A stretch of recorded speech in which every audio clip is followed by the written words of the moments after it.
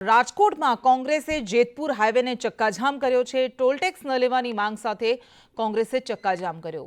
Rajkot Jetpur હાઈવેને 6 lane કરવાની કામગીરી ચાલી રહી છે। રોડનું કામ પૂર્ણ ન થાય ત્યાં સુધી ટોલ ન લેવાની તેમણે માંગ કરી।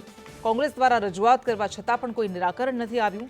રાજકોટ જેતપુર હાઈવે પર ટ્રાફિક જામની સમસ્યાથી લોકો ત્રાહિમામ પોકારી ચૂક્યા છે, ત્યારે કોંગ્રેસ દ્વારા આ ચક્કાજામ કરવામાં આવ્યું। તેમનું કહેવું છે કે કેટલાય સમયથી આ કામકાજ ચાલી રહ્યું છે, પૂર્ણ નથી થતું અને જ્યાં સુધી રોડનું કામ પૂર્ણ ન થાય ત્યાં સુધી ટોલ લેવામાં ન આવે। કોંગ્રેસ દ્વારા વારંવાર આ મુદ્દે રજૂઆત કરવામાં આવી છે, તેમ છતાં કોઈ નિરાકરણ ન આવતા આખરે કોંગ્રેસ રસ્તા પર ઉતરી અને ટોલ ટેક્સ ન લેવાની માંગ સાથે કોંગ્રેસે ચક્કાજામ કર્યો। ચક્કાજામ કરીને પ્રદર્શન કર્યું।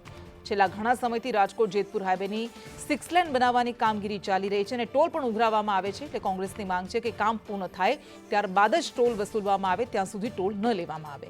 તો રાજકોટમાં કોંગ્રેસ જેતપુર હાઈવેને કોંગ્રેસ દ્વારા ચક્કાજામ કરવામાં આવ્યો। ટોલ ટેક્સ ન લેવાની માંગ સાથે કોંગ્રેસ દ્વારા આ પ્રદર્શન કરવામાં આવ્યું। આ પહેલા કોંગ્રેસ દ્વારા અનેક વખત રજૂઆત કરવામાં આવી ચૂકી છે। વિરોધ કરવામાં આવી રહ્યો છે। કોંગ્રેસના આગેવાનો કાર્યકર્તાઓ છે ગોંડલ ચોકડી પાસે અહીંયા પહોંચ્યા છે।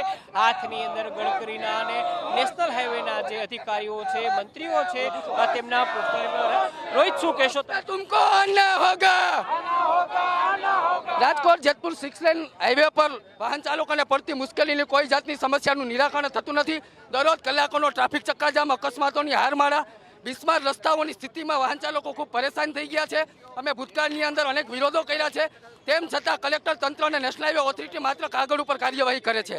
ખરેખર કોઈ જાતની કોઈ ફાયદો થયો નથી। આજે અમારી જનહિત હાઈવે હક આંદોલન સમિતિ દ્વારા આજે ઉગ્ર વિરોધ દર્શાવી અને